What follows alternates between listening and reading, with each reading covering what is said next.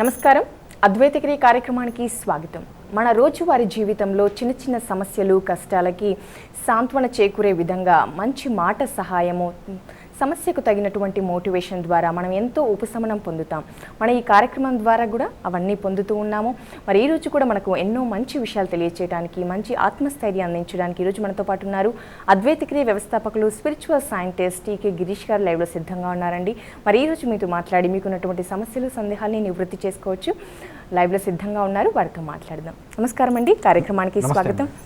ముఖ్యంగా మొదటగా త్వరలో మీరు క్లాసెస్ నిర్వహించబోతున్నారు కుబేర ప్రక్రియకు సంబంధించి, ఆ వివరాలు తెలియజేస్తారు. 17, 18, 19, 20 కుబేర ప్రక్రియ క్లాసెస్ నిర్వహించడం జరుగుతుందండి. ఈ కుబేర ప్రక్రియ ఇట్స్ కంప్లీట్లీ అబౌట్ వెల్త్ని మీ జీవితంలోకి ఎలా ఆహ్వానించాలి, ఏ విధంగా మిమ్మల్ని మీరు చేంజ్ చేసుకోవాలి, మిమ్మల్ని మీరు సుసంపన్నులుగాను, ఆర్థికవంతులుగాను మరియు మానసికంగాను దృఢంగా ఉండే విధంగా మిమ్మల్ని ఏ విధంగా మోల్డ్ చేసుకోవాలి, అదేవిధంగా నెగిటివ్ ఎనర్జీస్ ఎటువంటివి కూడా మనకి రాకుండా మనం కంప్లీట్లీ ఎనర్జీసైజ్ ఉండడం కోసం స్తంభన ప్రక్రియ అనే ఈ కాన్సెప్ట్స్ని వీటిని మిళితం చేసి ఈ కాన్సెప్ట్ చెప్పడం జరుగుతుంది. Definitely it's a super concept అండి. And after that 25th, 26th, 27th అమృత ప్రక్రియ అలాంగ్ విత్ ధన్వంతరి ప్రక్రియ అనే దాన్ని కూడా మనం యాడ్ చేయడం జరిగింది. So this is process. Okay, ఇక చాలా మంది కాలర్స్ ఉన్నారు, వారితో మాట్లాడదాం. హలో, నమస్కారం అండి, మీ పేరు ఎక్కడి నుండి కాల్ చేస్తున్నారు? సుధా గారు, గిరీష్ గారు లైవ్ లో ఉన్నారండి, మాట్లాడొచ్చు. హలో, నమస్తే సార్. నమస్తే అండి, చెప్పండి. Good afternoon sir. మన లైఫ్ లో చాలా మంది పర్సన్స్, అలా రిలేటివ్స్ చాలా మంది ఉంటారు, అలాగే చాలా థింగ్స్, బుక్స్ అన్నీ ఉంటాయి సార్. కొన్ని మాత్రమే మనకి చాలా బాగా నచ్చుతాయి, ఎందుకంటే ఫస్ట్ చూడగానే నచ్చుతాయి, కొన్ని మాత్రం నచ్చవు.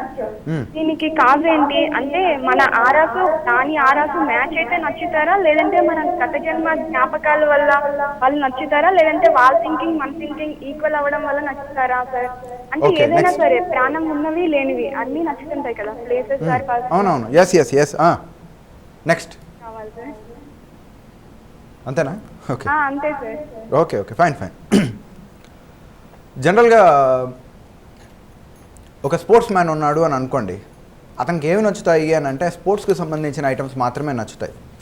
అలాగే ఒక వంట తెలిసిన వ్యక్తికి వంటకు సంబంధించిన సామాన్లు మాత్రమే బాగా నచ్చుతాయి అన్నమాట. సో సిమిలర్లీ మన లైఫ్లో మన జర్నీకి ఏవైతే కనెక్టివిటీ అవుతుందో దాన్ని మన యొక్క సోల్ ఇష్టపడుతుంది. దానికి వ్యతిరేకమైనటువంటి ఆలోచనలు కలిగింది కానీ తన జర్నీకి ఇబ్బంది కలిగించే ఆలోచనలు కలిగించేవి ఏవైనా సరే వాటిని పక్కబెట్టడం అన్నది జరుగుతూ ఉంటుంది అనమాట. It's totally based on your past life యొక్క thought and at the same time present life యొక్క గోల్ని బేస్ చేసుకుని కూడా ఆధారపడుతూ ఉంటుంది. సో గోల్కి సంబంధించిన ఆలోచన విధానాన్ని బట్టి కూడా ఆధారపడుతూ ఉంటుంది అనమాట. అంటే జనరలీ కొంచెం ఫిలిం అండ్ ఇట్లాంటి క్రేజ్ ఎక్కువగా ఉన్న పిల్లలకి హీరోస్ గురించో లేకపోతే వీటికి సంబంధించిన ఇంటర్వ్యూలు కనుక జరిగితే చాలా బాగా చూస్తారు. అదే ఇంక మన పెద్దవాళ్ళు ఎవరైనా పురాణ హరికథలు ఏమైనా చెప్తూ ఉన్నారంటే అక్కడికి ఏమైనా వస్తారా? ఎందుకంటే నా జర్నీ అది కానప్పుడు నేను ఎందుకు దాంట్లోకి వెళ్ళాలి, నాదేదో ఫిల్మ్ స్టార్కి ఇంపార్టెన్స్ ఇచ్చినట్టు విధంగా మన స్పిరిచువల్ స్టార్స్కి అంతగా ఇంపార్టెన్స్ ఇవ్వరు అనమాట. ఎందుకంటే బికాస్ ఆఫ్ ద రీజన్ వాళ్ళకి ఇది ఇష్టం, అంటే వాళ్ళ జర్నీలో ఇది భాగమై ఉంది కాబట్టి దాని మీద ఎక్కువగా ఇంట్రెస్ట్ చూపిస్తూ ఉంటారు. సో దీనికి పాస్ట్ బర్త్ యొక్క ఆలోచన విధానం ఉంటుంది అండ్ ప్రజెంట్ బర్త్లో వాళ్ళు డిసైడ్ చేసుకున్నటువంటి డైరెక్షన్ని బేస్ చేసుకొని మనం ఒకరితో స్నేహం ఉంటాము, ఇంకొకరితో వ్యతిరేకత ఉంటాం అనమాట. So and at the same time అంటే పాస్ట్ బర్త్ని బేస్ చేసుకుని అంటే ఏంటంటే మేబీ వాళ్ళు పాస్ట్ బర్త్లో వాళ్ళకి ఫ్రెండ్స్ అయి ఉండొచ్చు, అసోసియేట్స్ అయి ఉండొచ్చు. సో దీనివల్ల కూడా ఒకరితో బాగుంటారు, ఒకరితో బాగుండరు. అదే సొంత కుటుంబంలో కూడా వ్యతిరేక రకమైనటువంటి క్యారెక్టర్లు కూడా ఉంటాయన్నమాట. ఒక్కొక్కసారి తల్లి కుమారుడికి లేకపోతే తండ్రికి కొడుకి కూడా పడనేటువంటి విషయాలు కూడా ఉంటాయి. పూర్వజన్మలో వాళ్ళు మ్యాక్సిమం వీళ్ళని జీవితాంతం సతాయించాలి అనేటువంటి ఆలోచన ఏదైనా చేస్తుంటాడు, నెక్స్ట్ కొడుకుగా పుట్టుంటాడు, కొడుక్కి తండ్రికి యుద్ధం జరుగుతూ ఉంటుందన్నమాట. చాలా రకాలుగా ఉంటుంది, లేదు చాలా రకాలుగా ఇబ్బందులు ఉంటాయి అన్నమాట. ఒకటి కాదు, ఒక అతన్ని విపరీతంగా సతాయించాలి అని చెప్పేసి ఎవరైనా అనుకున్నారనుకోండి, అనుక్షణం ఏమన్నా ఒక గయ్యాలి భార్యగా జన్మించి వస్తుంది అనమాట ఆమె. ఇంకా ఆ తర్వాత వాళ్ళిద్దరు ఆడుకుంటారు అసలు నిజం చెప్పాలి అని అంటే. ఇట్లా అంటే ఒక పర్టికులర్లే అని కాదండి, చాలా చాలా రకాలుగా ఉంటుంది అనమాట. మంచి క్వశ్చన్ సరే. మరో కాల్ అండి. హలో, నమస్తే అండి. హలో. హలో, గుడ్ ఆఫ్టర్నూన్ అండి. గుడ్ ఆఫ్టర్నూన్, చెప్పండి మీ సందేహం ఏంటో. గిరీష్ గారు ఉన్నారు, మాట్లాడొచ్చు. హలో, నమస్తే sir. Good afternoon sir. Yeah నమస్తే అండి, చెప్పండి. సార్ మొన్న కాల్ చేసింది, నేను స్కూల్లో వర్క్ చేస్తాను అనమాట. మీరు ఇచ్చిన ఆన్సర్ నేను వినలేదనమాట, అందు గురించి మళ్ళా చేసిన అనమాట. చెప్పండి. అదే అదే సార్, ఎప్పుడు నాకు మైండ్ లేదేమో, నేను ఇదేమో అని నెగిటివ్ థాట్స్ ఎక్కువ చేస్తుంటా అనమాట. ఇట్లా నేను ఎవరిని అనే ఆలోచన వచ్చినప్పుడు నేను మైండ్కి ఎన్ని రోజులు ప్రాక్టీస్ చేయాలి, నేను ఎలా ఆన్సర్ చెప్పుకోవాలి, ఏమైనా సైకియాట్రిస్ట్ కలవాలి, అవన్నీ నాకు ఏమైనా చెప్తారేమో అని మీరే ఎలా అయినా దారి చూసి.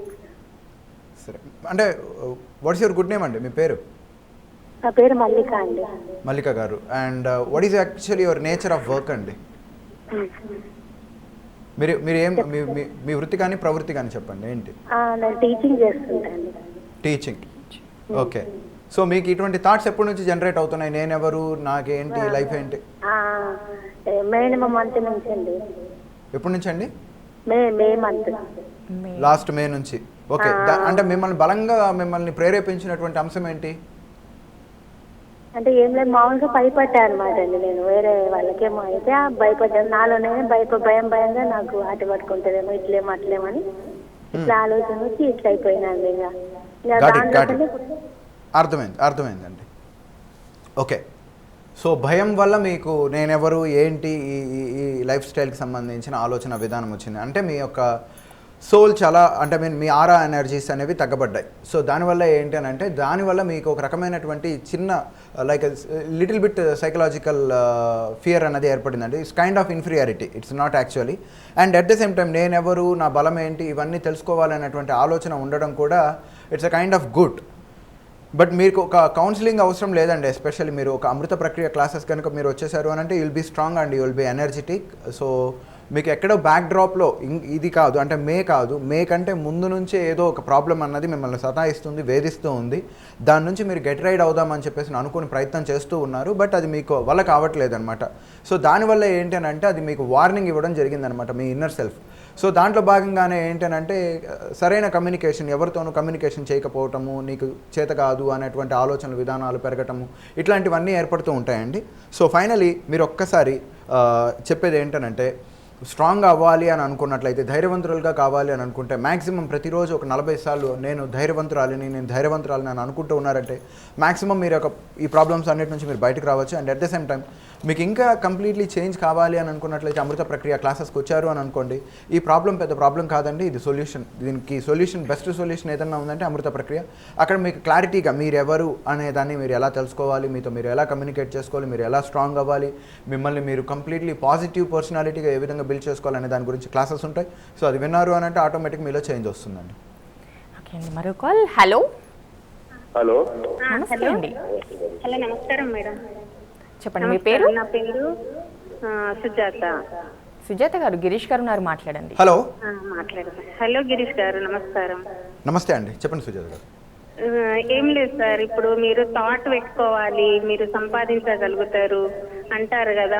మాకు అసలు ఏం సొల్యూషనే లేదు. జాబ్ చేస్తుండే, అది రిటైర్మెంట్ అయిపోయిండు, వాలంటీర్ రిటైర్మెంట్ ఇచ్చేసిండ్రు, ఇంకా అది లేదు. ఇప్పుడు మామూలుగా బిజినెస్ చేద్దామంటే బిజినెస్ లో ఏది సక్సెస్ అవ్వట్లేదు, రియల్ ఎస్టేట్ అని ఏది. మరి మనకు డబ్బు రావాలని థాట్ పెట్టుకుంటే డబ్బు రావట్లేదు సార్. మరి ఏ విధంగా చెయ్యాలో అర్థం అవ్వట్లేదు. ఎన్నిసార్లు మీకు ప్రయత్నం చేస్తున్నాం సార్, అసలు ఫోన్ కూడా తలుగుతలేదు. ఈ రోజు మేము థాట్ ఎట్లా పెట్టుకున్నామంటే, మీరు చెప్పిన విధంగా కలగాలి, ఫోన్ మాకు కలవాలి అని అనుకున్నాం. ఇప్పుడు ఫోన్ కలిసింది, మీతో నేను మాట్లాడుతున్నా సార్. ఇప్పుడు చెప్పండి. గాట్ ఇట్ అండి. సేమ్ తగ్గలాలి అనే ఒక బలమైనటువంటి తపన ఉందే, ఆ తపన కావాలన్నమాట డబ్బు సంపాదించడానికి. నైస్. అంటే మనము పెరిగిన వాతావరణాలు, సామాజిక పరిస్థితులు మరియు మనిషి యొక్క లక్ష్యాలు ఇవన్నీ కూడా ఆర్థికం మీద ప్రభావితం చూపిస్తూ ఉంటాయండి. ఒకరు కనుక ఒక మధ్యతరగతి కుటుంబంలో, అంటే భారతదేశంలో మధ్యతరగతి కుటుంబం చాలా ఎక్కువగా ఉంటుంది. కారణం ఏంటి అని అంటే, మనం ఈ వాతావరణానికి బాగా అడిక్ట్ అయిపోతూ ఉంటాం. మన పేరెంట్స్ అందరూ ఏం చెప్తూ ఉంటారు అని అంటే, అధికంగా డబ్బు ఉంటే అనవసరమైనటువంటి సమస్యలు వస్తాయి, ఈ ఇన్కమ్ ట్యాక్స్ ప్రాబ్లంలు వస్తాయి, ఈ నల్లధనాన్ని మార్చుకోలేమనేటువంటి ప్రాబ్లము. అదే డబ్బు తక్కువగా నాకేం ప్రాబ్లం లేదురా బాబు, నాకున్న డబ్బుల్ని నేను మార్చుకునేస్తానని చెప్పేసి ఇప్పుడు చాలా గర్వంగా ఫీల్ అయ్యే సిచ్యువేషన్స్ అనేది క్రియేట్ అవుతున్నాయి. Yes, right, everything is okay. But మన శరీరాల్లో, మన ఆలోచన విధానాల్లోనూ, మన జెనెటికల్గాను, మన యొక్క నేపథ్యాలు కానీ అన్నీ కూడా ఏం చెప్తున్నాయంటే, మధ్యతరగతి కుటుంబము అంటే సోంబేరిలాగా బతకడము చాలా ఉత్తమమైన జీవితం ఏంటో అని చెప్పేసి మన పేరెంట్స్ అందరూ ఆల్మోస్ట్ మనకి గైడ్ చేస్తున్నారు. అలాగని చెప్పి ఎక్కువ డబ్బు సంపాదిస్తే వాళ్ళు ఏమంటే ఎక్కువ సంపాదించకూడదు, తక్కువ ఉన్న దాంట్లోనే సంతృప్తి పడండి అని చెప్పేసి అంటారు. ఓకే, అలాగని చెప్పి ఒక జాబ్ చేయాలి. ఆ జాబ్ చేసేది ఒక వ్యక్తి కిందో లేకపోతే ఇంకేదైనా శక్తి కిందో వర్కౌట్ చేసుకుంటూ మనం చేసుకుంటూ రావాలి. జీవన ప్రమాణానికి డబ్బులు కావాలి, మరి డబ్బులు ఎక్కువగా సంపాదించకూడదు. ఈ విధమైనటువంటి వాతావరణంలోకి మనంతా పెరిగి అన్నీ వచ్చిన తర్వాత నాకు డబ్బు సంపాదించాలి అనే తపన ఎక్కడ పుడుతుందండి? దాహం ఉన్నవాడే కదా నీళ్ళు ఎక్కువ తాగడానికి ఇష్టపడతాడు. దాహం అసలు నీటి మీదే విరక్తి చెందినవాడు నీటిని తాగాలి అని అంటే ఎక్కడ వర్కౌట్ అవుతుంది? ఇది మన మస్తిష్కాల్లోనూ నరాల్లోనూ ఇంకిపోయి ఉందన్నమాట. ఆగర్భ దారిద్ర్యాన్ని అనుభవించడం అని అంటే ఏదో ఒక మేరుపర్వత శిఖరాన్ని అధిరోహించినంత గొప్పగా ఫీల్ అయిపోతున్నాం మన అందరూ. నిజం చెప్పాలి అని అంటే డబ్బు లేకపోవడాన్ని ఆధ్యాత్మిక చిహ్నంగా ఫీల్ అవుతూ ఉన్నారు చాలామంది. డబ్బు లేకపోవడం దరిద్రం ఉంది అని అంటే అక్కడ ఆధ్యాత్మికత లేదు, ఖచ్చితంగా భగవతి యొక్క కృప లేదని అర్థం. సో ఆ విధానాన్ని మనం మార్చుకోవాలి, మన ఆలోచన విధానాలు మారాలి. ఏదో నేను గంటసేపు సంకల్పించానండి అని అంటే గంటసేపు సంకల్పిస్తే వచ్చేది కాదు డబ్బు.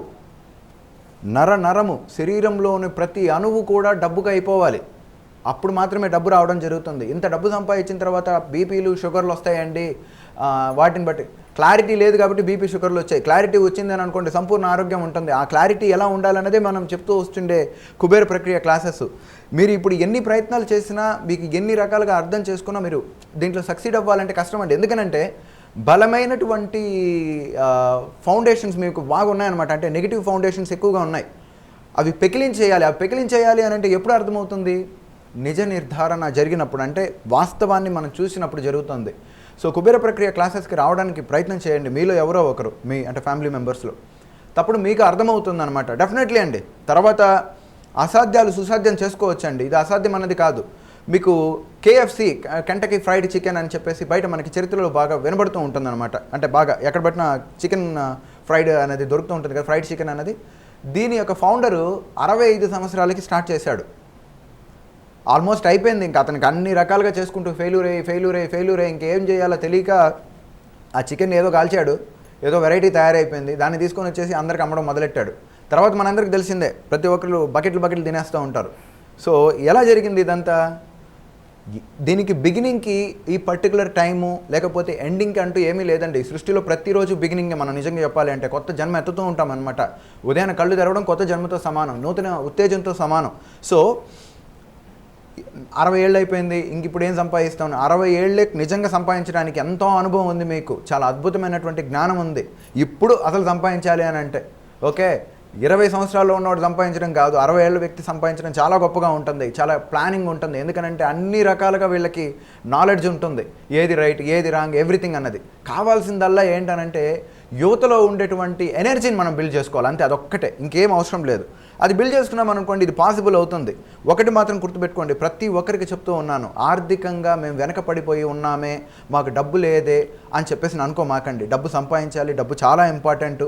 మనం డబ్బు సంపాదించడం వల్ల మన కుటుంబ సభ్యులు బాగుంటారు, మన కుటుంబ సభ్యులు బాగున్నామనంటే మన సమాజం బాగుంటుంది, మన సమాజం బాగుంది అని అంటే మన ప్రాంతం బాగుంటుంది, మన ప్రాంతం మొత్తం బాగుంది అని అంటే దేశం బాగుంటుంది. నువ్వు సంపాదించేది నీ ఒక్కడి కోసమే కాదు, దేశాని కోసం సంపాదిస్తాను అనే విషయాన్ని ప్రతి ఒక్కరు అర్థం చేసుకోవాలి. ఇది దేశ సేవ, ప్రతి ఒక్క భారతీయుడు ఆర్థికవంతుడు అవ్వాలి, ఇది దేశ సేవ అది. ఓకే, సో మీరు ప్రతి ఒక్కరు గండ్లు పెట్టుకునేసి కార్గిల్ దగ్గర నిలబడాల్సిన అవసరం లేదు. ఆర్థికంగా డెవలప్ అయ్యి 10 మందికి ఉపాధిని కల్పించామనంటే అది దేశ సేవే. చాలామంది అని అంటూ ఉంటారనమాట ఆర్థిక వ్యవస్థ గురించి చెప్పుకుంటూ ఉన్నప్పుడు, నేను అన్నదానం చేస్తే పుణ్యం వస్తుంది అని అనేసి. ఒక్కసారి గుళ్ళో పోయి అన్నదానం చేస్తే మహా అయితే ఒకటి తినేస్తాడు, వెళ్ళిపోతాడు. అలా కాదు, 3 పూటల అన్నదానం చేయడానికి ప్రయత్నం చేయి. 10 మందికి ఉద్యోగాలు ఇచ్చావనంటే 3 పూటల అన్నదానం చేసిన దాంతో సమానం. సోంబేరిని చేయొద్దు మనిషిని. ప్రకృతి ఎవరిని అయితే చర్య చేపిస్తూ ఉంటాడో వాడికి సహకరిస్తుంది అనమాట. సో ఇటువంటి ఐడియాలజీ కలిగి ఉండాలండి. ఇటువంటి ఐడియాలజీ లేకుండా గొప్ప గొప్ప థాట్ అంటే నాకు డబ్బు కావాలి అని చెప్పి కళ్ళు మూసుకోవడంతోనే డబ్బు రాదు. డబ్బు నీకు ఎందుకు కావాలి అని చెప్పి ప్రశ్నిస్తుంది ప్రకృతి. చాలా చెప్పేస్తున్నాను నేను. సో సిచ్యువేషన్ బట్టి ఇదండి, అంటే ఇవన్నీ యాక్చువల్లీ మా క్లాసెస్లో ఉంటాయి, ఇవన్నీ చెప్తాం మేము, చాలా ఇంకా ఎక్కువ ఉంటుందన్నమాట. సో అప్పుడు ఏమవుతుందంటే మీకు నిజ నిర్ధారణ జరుగుతుందన్నమాట. ఎస్, డబ్బు సంపాదించడం ఎందుకు ఇంపార్టెంట్. ఆధ్యాత్మిక పరిభాషలో చెప్పాలి అని అంటే ఇప్పటి వరకు ఉన్నటువంటి మహానుభావులు అందరూ కూడా ఆధ్యాత్మిక పరులు, ఆధ్యాత్మికంగా గొప్ప గొప్ప వారిగా ప్రసిద్ధికెక్కిన ప్రతి ఒక్కరూ విపరీతమైనటువంటి ధనాన్ని కలిగి ఉన్నారనే విషయాన్ని ప్రతి ఒక్కరు అర్థం చేసుకోవాలి.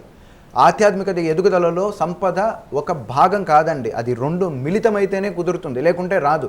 భగవంతుని మనం ప్రసన్నం చేసుకోవాలంటే ఆధ్యాత్మికానికి ఖచ్చితంగా సంపద కలిగి ఉండాలి, లేకుంటే వాడి దగ్గరికి భగవంతుడు రాడు. అంటే ఆయనకి డబ్బుల కోసమని కాదు, ఇది కళ. అందుకే అంటుంటారు మనల్ని కొంతమందిని చూస్తే లక్ష్మి కళ ఉంది అని చెప్పి ఉట్టిపడుతూ ఉంది అని అంటారు. అదే లేకపోతే దరిద్రపు కళ అని అంటారు. దరిద్రం ఉన్న దగ్గర భగవంతుడు రాడు, దెయ్యం వస్తుంది. సంపద ఉన్న దగ్గరకు భగవంతుడు వస్తాడు. సో ఇలా ఉంటుందండి విజువలైజేషన్. సో థాట్ చేసుకున్నాము, డబ్బులు రాలేదు అని అంటే అలా కాదు, దానికి చాలా తపన కావాలి. మనస వాచ కర్మన డబ్బును యాక్సెప్ట్ చేయాలి, దానికి వ్యతిరేకమైనటువంటి ఆలోచన ఉండకూడదు, ఎటువంటి బాధ ఉండకూడదు, డబ్బులను కించపరిచే విధంగా మాట్లాడకూడదు, డబ్బుకు సంబంధించిన దాని వ్యతిరేకం ఉండకూడదు. అబ్బో చాలా ఉంటాయి దాని వెనకాల చెప్పాలి అని అంటే. అందుకని మేము 9 × 3 దట్ ఈజ్ ఈక్వల్ టు 21 గంటలు, 27 గంటల సేపు ఆల్మోస్ట్ డబ్బు డబ్బు డబ్బు అనే దాని గురించి చెప్తూ ఉంటాం అనమాట. మీరు డబ్బుని నిజంగా ఆస్వాదించాలి, మీ జీవితంలో రావాలి అని అనుకుంటే మీ గుండె డబ్బు అని కొట్టుకోకూడదు, డబ్బు అని కొట్టుకోవాలి. అప్పుడు మాత్రమే డబ్బు రావడం జరుగుతుంది, లేకుంటే రాదు. అదండి. అక్కడ చూస్తున్నాం కదండి, అద్వైత కేర్ వ్యవస్థాపకులు స్పిరిచువల్ సైంటిస్ట్ టీకే గిరీష్ గారిని కలిసి మీ సమస్యను తొలగించుకోవాలి అనుకుంటే స్క్రీన్పై కనిపిస్తున్నటువంటి వారి ఆఫీస్ నెంబర్కి కాల్ చేసి సంప్రదించండి. మరి ఆర్థిక సమస్యల్ని తొలగించుకోవాలి, వ్యాపారాన్ని అభివృద్ధి చేసుకోవాలి, ఉన్నత స్థితికి చేరాలి అనుకుంటే వారు కుబేర ప్రక్రియ నిర్వహిస్తున్నారు. ఈ ప్రక్రియ ఈ నెల 17, 18, 19, 20 తేదీలో నిర్వహిస్తున్నారు. కాబట్టి ఈ క్లాసెస్కి అటెండ్ అవ్వాలి అనుకుంటే స్క్రీన్పై కనిపిస్తున్నటువంటి వారి ఆఫీస్ నెంబర్కి కాల్ చేసి సంప్రదించండి. మరో కాల్ చూద్దామండి. హలో. హలో, నమస్తే అండి. నమస్తే అండి. చెప్పండి, మీ పేరు? స్వాతి అండి, హైదరాబాద్ నుండి. గిరీష్ గారు ఉన్నారు, మాట్లాడొచ్చండి. హలో. హలో, చెప్పండి స్వాతి గారు. గుడ్ ఆఫ్టర్నూన్ అండి. గుడ్ ఆఫ్టర్నూన్, చెప్పండి. ఎక్స్ప్లెనేషన్స్ చాలా బాగున్నాయండి. థ్యాంక్ యూ అండి. నాకు 2-3 డౌట్స్ ఉన్నాయండి. అడగండి. కొంచెం గట్టిగా, కొంచెం ఎనర్జెటిక్గా అడగండి. ఎందుకనంటే మీరు మాట్లాడుతూ ఉంటే నాకు డల్ అయిపోతా ఉన్నాను నేను. కమాన్, ఎనర్జెటిక్. కార్తీక మాసం కదండి. తినలేదా? ఓకే. ఉల్లిపాయ తినకని నిష్టగా చేస్తారు కదా. అవునండి, అవునండి. ఏ మాసం చేయలేనంత కార్తీక మాసం శ్రద్ధగా నిష్టగా ఎందుకు చేస్తారు? అదొకటి. నెక్స్ట్ ఏమో ప్రదక్షిణాలు చేస్తాం కదా గుళ్ళో, అదే కృతజ్ఞత చేస్తామా లేకపోతే ఇంకేదైనా విశిష్టత ఉందా అని. 2. ఓకే. నెక్స్ట్ ఏమో మీరు సంకల్పించుకుంటే చాలా అంటారు కదా, అలా సంకల్పించుకున్న జరుగుతాయా లేకపోతే దాంతో పాటు దేవుడి దయ కూడా ఉండాలా అవి జరగడానికి? Okay, very good. మంచి క్వశ్చన్స్ అడిగారండి. అదే ఈ విధంగా ఇంకొంచెం ఎనర్జెటిక్ అవ్వండి, పర్లేదు, అప్పుడు ఇంకా బాగుంటుంది. ఎనీవే, ఫస్ట్ క్వశ్చన్, ఎందుకు కార్తీక మాసంలో ప్రత్యేకించి ఉపవాసాలు? కార్తీక మాసంలో ఈ వెల్లుల్లి మాంసాహార పదార్థాలు ఎక్కువగా తినకుండా ఉండడానికి ఎందుకు ప్రత్యేకతనిస్తారు? అండ్ ఏంటి ఈ మాసానికి ఉన్న ప్రత్యేకత? ఫస్ట్ థింగ్, శరవన్నవరాత్రులు అయిపోయిన తర్వాత మనకి కార్తీక మాసం ప్రారంభమవుతుంది. ఆశ్వీజ మాసం అయిపోయిన తర్వాత కార్తీక మాసం ప్రారంభమవుతుంది. ఆశ్వీజ మాసంలో వాతావరణ పరిస్థితుల ప్రకారము విపరీతమైనటువంటి వర్షాలు ఇవన్నీ ఏర్పడిపోయి సూక్ష్మజీవులు బాగా ఉత్పత్తి చెందుంటాయి అన్నమాట. సో వీటి వల్ల ఏమవుతుంది అంటే దీర్ఘకాలిక అనారోగ్యాలు, అంటే లైక్ జ్వరము, పడిసము ఇలాంటివి, ఇండైజెషన్, అమీబయాసిస్, డయేరియా ఇట్లాంటివి, వివిధ రకాల కాట్లకు పడడానికి అవకాశం ఉంటుంది. అలాగే సడన్గా వాతావరణంలో అనూహ్యమైన మార్పులు రావడం వల్ల శరీరం బాగా ఆల్మోస్ట్ ఏమైపోతుంది అని అంటే ఎక్కువగా పని చేయకుండా కూర్చోవడం అన్నది ఎక్కువగా చేయడం జరుగుతూ ఉంటుందన్నమాట. ఈ సమయాల్లో బాడీలో టాక్సిన్ లెవెల్స్ పెరిగిపోతాయి.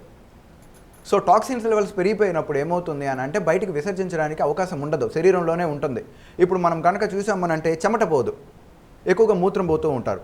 సో ఇలాంటివి ఎక్కువగా జరుగుతూ ఉంటుందన్నమాట. అంటే టాక్సిన్స్ అలాగే నిల్వ ఉండిపోతాయి అన్నమాట. ఈ టాక్సిన్ లెవెల్స్ ఎక్కువగా ఉండిపోతే అవి ఏమవుతుంది అని అంటే ఒక పర్టికులర్ కణాలని దెబ్బతీయడం జరుగుతుంది. ఇక ఈ కణాలు ఏమవుతాయి అని అంటే దానికి సరిగ్గా ఆక్సిజన్ అందకపోవడం వల్ల అది ఏమవుతుంది అని అంటే చిన్న అల్సర్ లాగా తయారవుతుంది. అల్సర్ బికమ్ క్యాన్సర్ అవుతుంది. సో క్యాన్సర్ ఏమవుతుంది అని అంటే శరీరంలో వ్యాపించడానికి అవకాశాలు ఉంటాయి.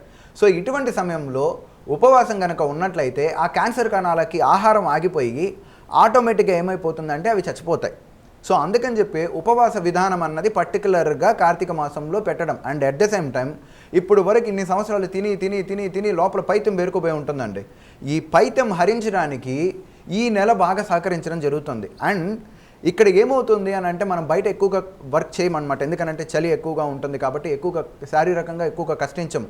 పైగా సూర్యరశ్మి కూడా ఎక్కువగా ఉండదు కాబట్టి శరీరంలో ఉన్నటువంటి మినరల్స్ కూడా ఖర్చు కాకుండా ఉంటుంది. సో కాబట్టి ఆల్ ఓవర్ మన శరీరానికి ఇదంతా ఉపయోగపడుతుంది.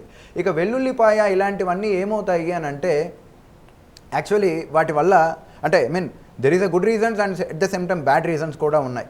ఈ పూజ పునస్కారాలు ఇలాంటివన్నీ చేస్తున్నప్పుడు రజోగుణమైనటువంటి ఆలోచనలు కనుక పుడితే వాటి వల్ల ఈ యొక్క పర్టికులర్గా మనం చేస్తున్నటువంటి కార్యాలు దెబ్బతినడానికి అవకాశం ఉంటుంది. కాబట్టి ఈ యొక్క వెల్లుల్లిని కానీ ఉల్లిపాయని కనుక పక్కన పెడతారు. అండ్ రెండవది, దేవుని చుట్టూ ప్రదక్షిణ.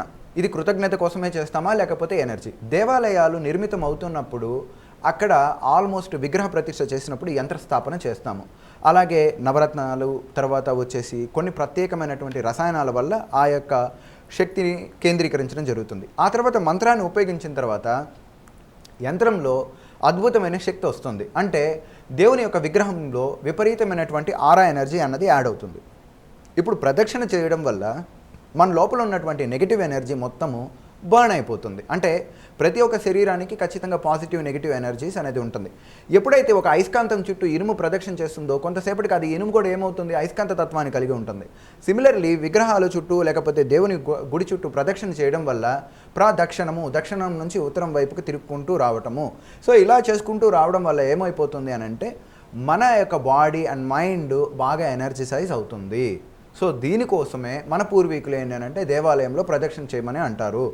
నేను ప్రాక్టికల్గా ఒక రోజుకి ఆల్మోస్ట్ 2000 ప్రదక్షిణాలు చేయడం కూడా జరిగిందనమాట. నేను ప్రదక్షిణాలు చేసిన తర్వాత మైండ్, బాడీ, ఎవ్రీథింగ్ చాలా ఎనర్జెటిక్ అయిన విషయాలను నేను చాలా వరకు రీసెర్చ్ చేశాను. సో ప్రదక్షిణ చేయడం వల్ల ఏమవుతుంది అని అంటే ఎనర్జిసైజ్ అవుతామండి. చాలా వరకు మెంటలీ చాలా పీస్ అవ్వడం జరుగుతుంది. దేవాలయంలో చుట్టూ తిరుగుతూ ఉన్నామంటే ఒక అయస్కాంత క్షేత్ర శక్తి మన లోపలికి ఆవాహన జరుగుతుంది. సో దానివల్ల మనం మెంటలీ అండ్ ఫిజికలీ ఎక్సర్సైజ్ కూడా అవుతుంది కాబట్టి ఎనర్జీ ఉంటుంది. ప్రదక్షిణ ఎలా చేయాలి అని అంటే అడుగు వేసుకుంటూ బాగా ఇది చేయాలన్నమాట. ఫోన్లో మాట్లాడుకుంటానో లేకపోతే ఏదో రన్నింగ్ రేస్కి మనం వెళ్తూ ఉన్నట్టుగానో ప్రదక్షిణ చేయకూడదు.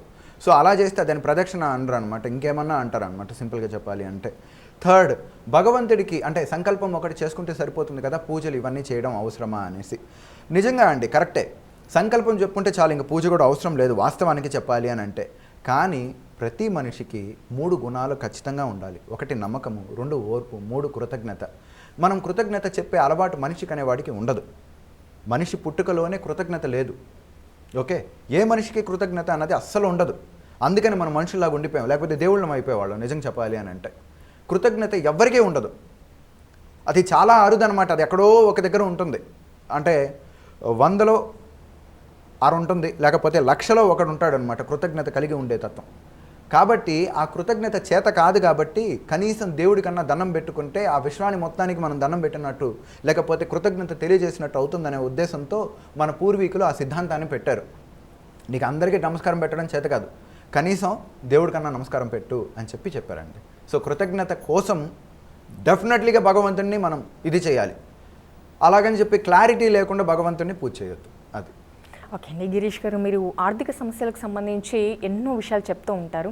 దాదాపుగా అంటే ఫైనాన్షియల్గా ఎలా అభివృద్ధి చెందాలి, డబ్బులు ఎలా వస్తాయి, ఇలా దీనికి సంబంధించి ఎన్నో వివరణ ఇచ్చారు.